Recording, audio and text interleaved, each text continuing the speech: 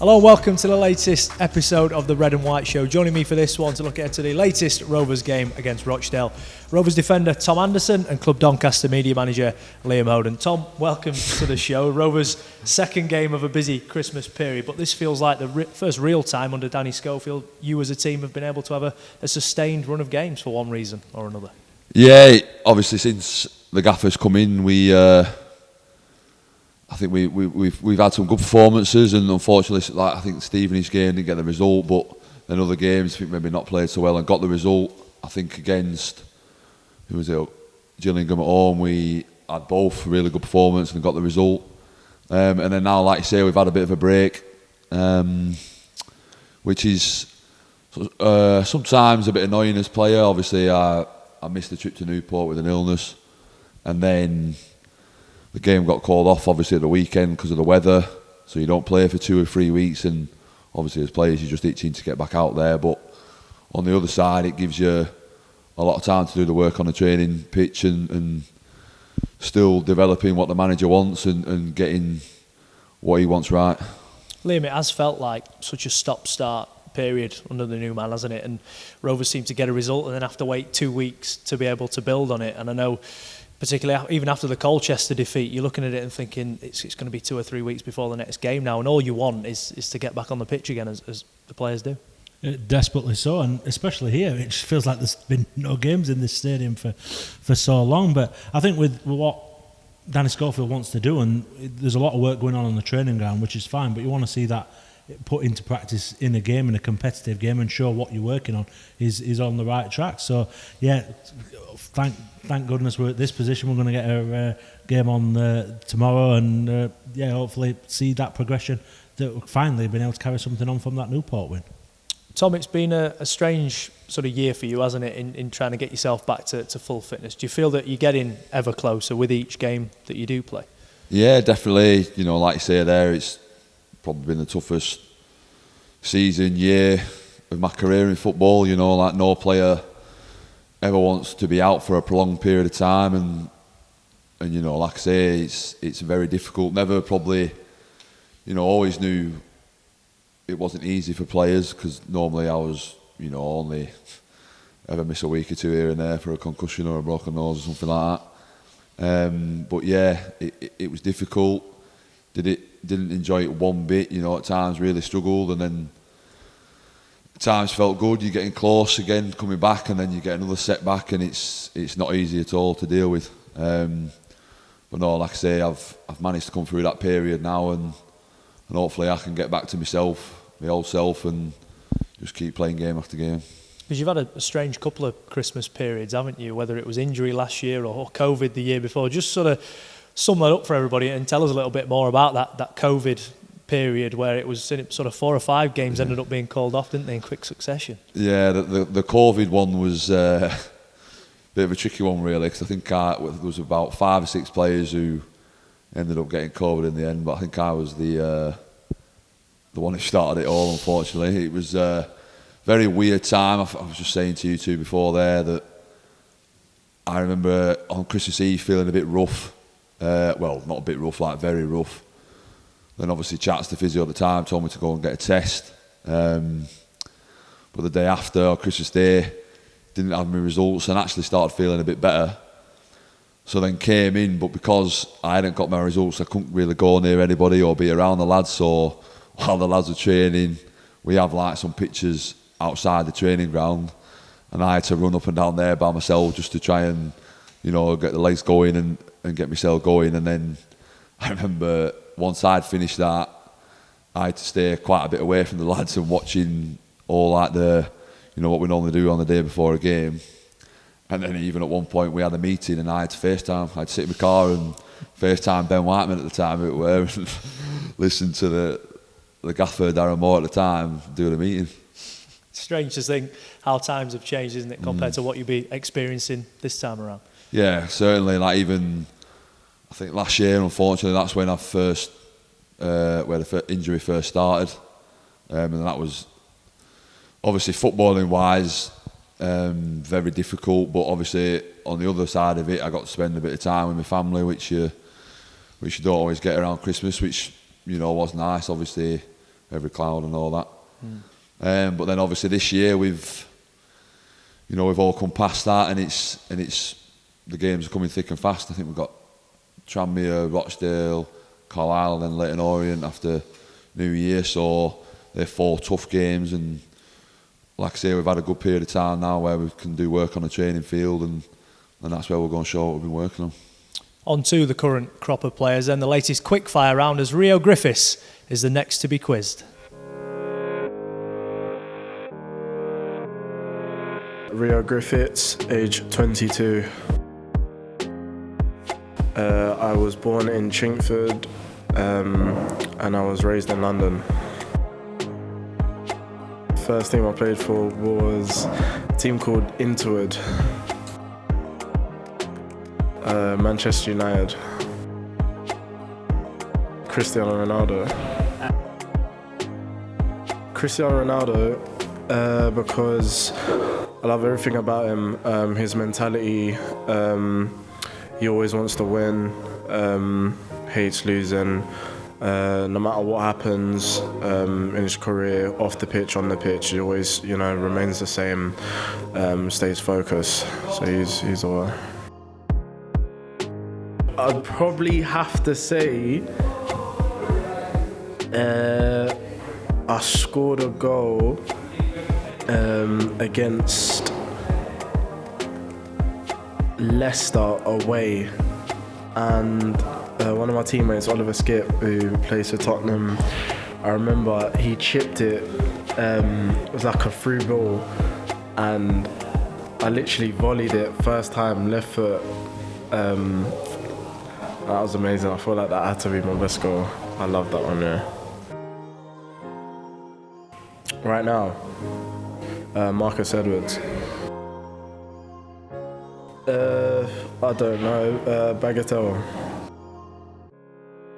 Cheat meal. I don't really cheat, Probably I love pasta, so that's my go-to. Yeah. Wow. Never really thought about that one, Biggest fear is dying. Oh yeah, no, that's good. Acting. I'm quite a good actor, and that's probably what I'll go to after my career. I watch a lot of basketball. I watch it every day. But I'm also quite good at badminton. I enjoy it when I play it. I don't think I'm that good at basketball, but badminton I enjoy quite a lot, yeah. Vampire Diaries.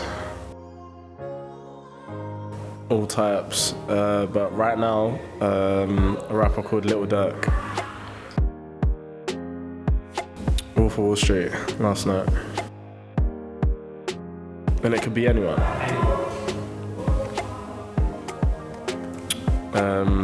Denzel. Last holiday was Dubai in May. Acting.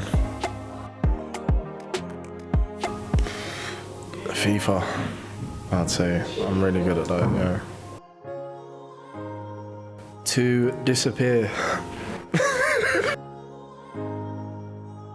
I'd take Max's finishing. I watch him when he trains. Rarely misses. I love the way he strikes the ball. I've spoken to him a few times about it, and yeah, I enjoy watching him play and shoot. So I'd say Max's finishing. Tom, Rio himself's had a bit of a difficult period, hasn't he, through injury, but what do you feel he can offer when he's back to full fitness? He's certainly got a lot of pedigree, hasn't he, given the clubs he's had before he's come to Rovers? Yeah, of course. Like I say there, his pedigree, been at Tottenham and then got moved to Lyon. I mean, I don't know many other players with that good a pedigree behind him. He's a good lad, he's great fun. But like I say there, where you're injured and you come back and then you get injured again, that's hard to get into the swing of things. So I think it's important for himself now to fully focus on getting fit and staying fit and making sure he's doing everything he can off the field to make sure he stays fit on it.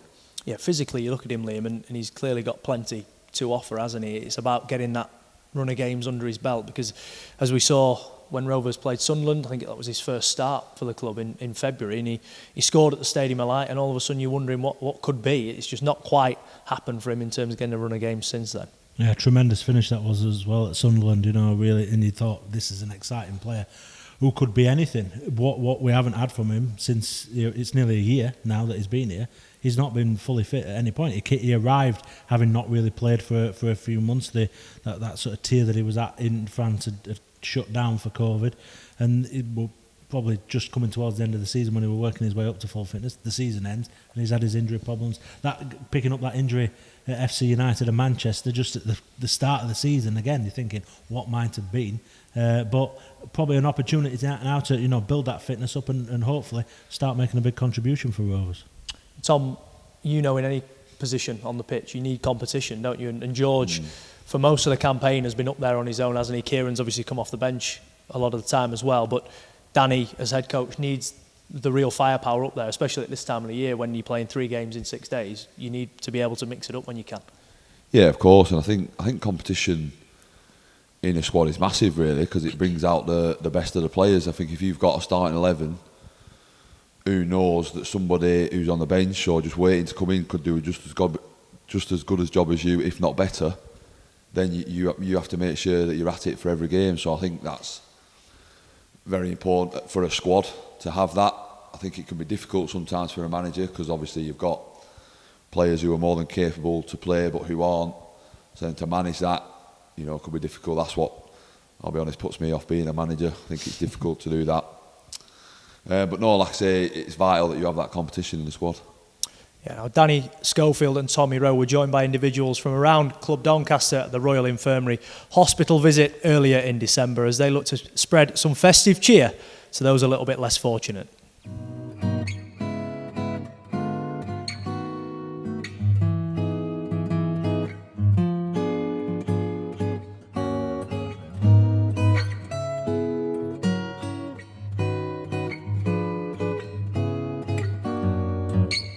It was a great experience, in terms of having that sort of opportunity to come in here and to meet the people who are in a position over Christmas where they are obviously in hospital for short and long periods of time. It was great to come in with the bells and the dons and just bring some presents first and foremost for the kids. See their faces and try and cheer them up a little bit, whatever we can give, and have a chat with the parents as well, see what they're going through, the family, the siblings, and then the last one is the ones who are doing this great job is the nurses, and they need the support as well, so it's great to have a bit of chat and a bit of camaraderie with them too as well. Now you've been in this situation yourself with your little lad earlier on in the year, just you know what this kind of means for somebody coming in.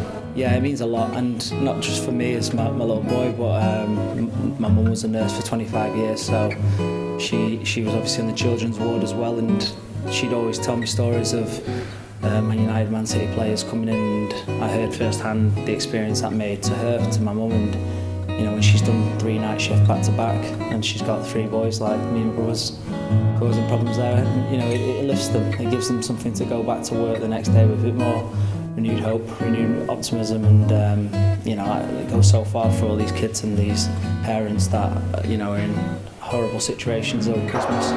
We've been able to do this thanks to the generosity of the Club Doncaster Foundation, commercial partners, and the lads themselves. I know you organised the collection and been able to provide the ward with plenty of items that they desperately need. Yeah, and everyone's obviously always wanting to give money. That's the main thing for me, is it doesn't become a chore, it becomes something that everyone wants to be part of. And today, due to the situation, we weren't allowed to come in big numbers, but the main thing was we came with our hearts, we came with our generosity, and through the small numbers we still made a big difference, and I'll go back to the lads now and let them know it went great, and they'll love to hear the stories that we've shared with them today. Liam, you were there at the hospital visit. Important, isn't it, to give something back at this time of year? Yeah, it were really heartwarming. Seeing them, the visitors go around and spread a bit of that cheer. Getting some presents out, and you must thank all the people that donated to the sort of gift bags that were given out. The foundation, commercial partners, staff here at the club, the parents of the academy kids as well, all coming together to help spread a bit of cheer, and Danny and Tommy were the ones to hand them out, along with Alex from the Dons and Freya from the Bells as well. It were really, really nice visit. You know, the kids putting a smile on their face at some tough times that they're having in the hospital at the minute. It's hard enough at any time of the year, but with Christmas coming up, and great as well to speak to the nurses and who are putting tremendous work in, day in, day out, to help those kids get better. Tom, as footballers, you lads always get asked for a lot of things, whether that's boots or shirts or anything like that. But when it comes to Christmas time, and Tommy Rowe as club captain is saying, "Come on, lads, dip your hand in your pocket, help them less fortunate at the hospital." It's an easy thing to do, isn't it? Yeah, of course, and I think it's very important for us players to do that. Like Liam was saying there, I think when you see the children's reactions, and even all the people, if the Donny fans or any fans from any clubs and the players go in to visit, it can make their day, their week, their Christmas. So I think it's important for us to, fans come to support us every week. So I think it's important for us just to give that little bit back to them as well. And having a representative like Tommy there along with Danny. Tommy's great at that sort of thing, isn't he? Really considerate in the way he approaches it.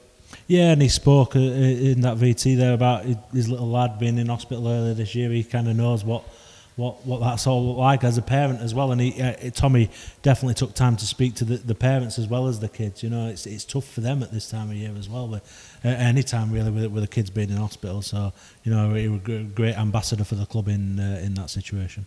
Tom, just a quick one on yourself and Tails as well. When you went out for the Christmas hamper, the LNER Christmas hampers a couple of years back, you've also seen, haven't you, the residents at Doncaster, and that was during that tricky COVID period when people were a little bit isolated and a little bit lonely during Christmas period. Yeah, of course, and like you say there, sometimes when you hear the word lonely and people are lonely, I think that's like a horrible feeling to imagine for somebody. And I think when me and John both did it, when you see what it does to people and how happy it makes them, that then makes, like myself and John and other lads who do it, that just gives you a great feeling inside. And I think that's what Christmas is all about being together and looking out for each other and trying to make this, without going a bit too deep, make this world a better place for everyone.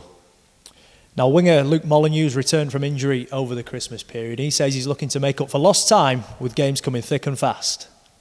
So Luke, almost back to full fitness now. You've had a few training sessions under your belt. How much is that Christmas period something you're relishing now you're back fit? Yeah, obviously looking forward to it. It's always a tough period of the season, and it's a crucial one as well. Obviously with 3 games in 7 days. Yeah, it's a tough period, but if you can get them 3 wins on the bounce, then it'll fly you right up the table, which is what we need. A bit of a frustrating period for you, albeit you haven't actually missed that many games, have you? I imagine the rest of the players frustrated that the Harrogate game was called off, but were you in the back of your mind thinking, all right, that's one less game that I've missed in this period? Yeah, it's one of them. Obviously, like you said, the lads will have been frustrated the game was off, but for me, obviously, to not miss another game is obviously important for me. I want to be playing as much as possible, and to be back now and to hopefully get the chance to be back on the field on Monday is huge for me, and yeah, I'm looking forward to it.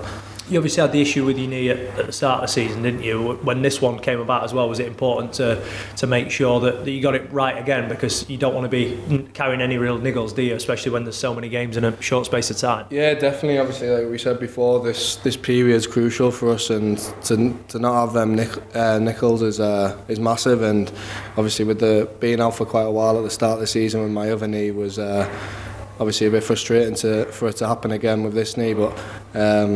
Yeah, I'm just looking forward to getting back out on the field and hopefully score now. Did you feel prior to that injury that you were really hitting the straps? You had the performance at Grimsby and a good win and performance for the whole team. That first half at Colchester, if anyone was likely to make something happen, it looked like being you, didn't it? And then to have to come off at half time must have been really frustrating for you. Yeah, it was really annoying. I feel like obviously the few games before my injury I was performing well, and I was being really positive. I was creating a lot of chances and I was having shots more like my usual game in past seasons, and felt like that was coming into my own a bit. And obviously it's really annoying to obviously pick up that injury in the Colchester game, but Obviously it was good to get a few minutes yesterday and to get that sharpness back and take it into the Tranmere game.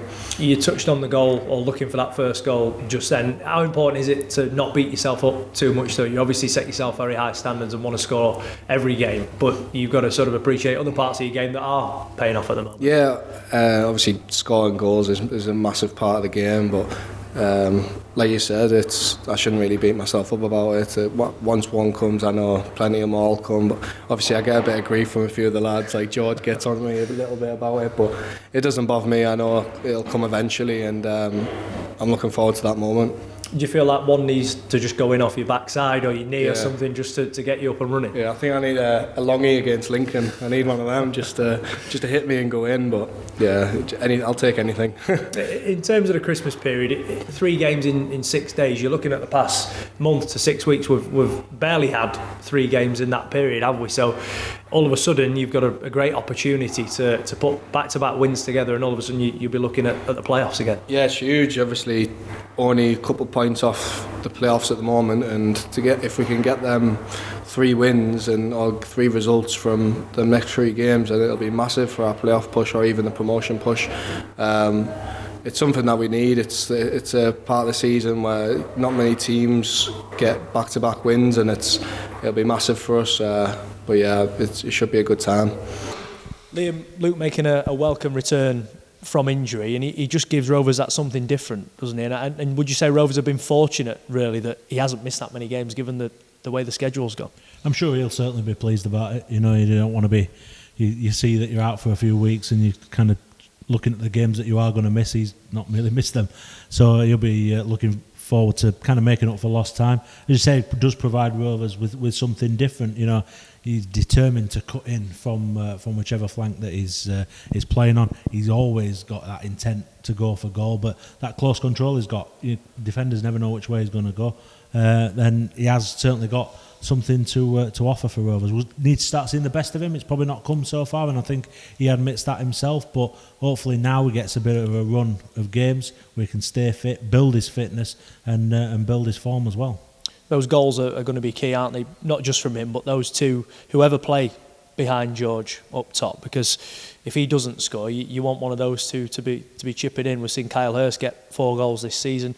Luke's obviously putting a lot of pressure on himself, isn't he, to start hitting the back of the net. I think you can see that. I think you can see how determined he is. I think you can see, and speaking to people, how desperate everybody is for him to get that goal, because of that feeling that once he gets one, that's really going to ignite his season. But goals have got to start coming from other players as well. There's been a reliance on George. Harrison Biggins has contributed quite a bit recently, but then other players need to be chipping in as well, and Luke is one of those players that you'll be looking at to do that.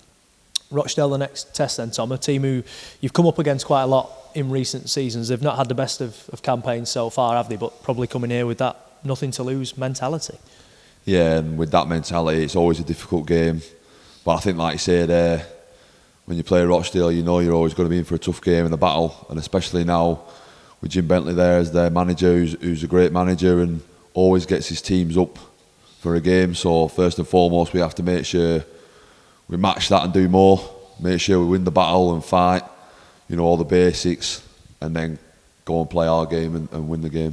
Is this middle game of the 3 over the Christmas week the most difficult? Because you've got the first one, you've had a little break before it. The third one, you've got that adrenaline to then get you through. The middle one is sort of that in-between stage, isn't it, of a busy week? Yeah, you could say that. I think whenever you play 3 games in 6 days, they're all pretty tough, but it's important for us as players that we make sure we recover right, have our ice baths, make sure we drink and eat the right foods, not going out and having too many mince pies over Christmas and New Year's. But no, it is important that we recover right and just do what we need to do as players to make sure we're available for those 3 games. A familiar face in the opposition as well, Cameron John, a man you know well, you've played alongside plenty of times as well. Looking forward to seeing him and shaking hands before and after the game. Yeah, of course. I mean, I seen him earlier in the season.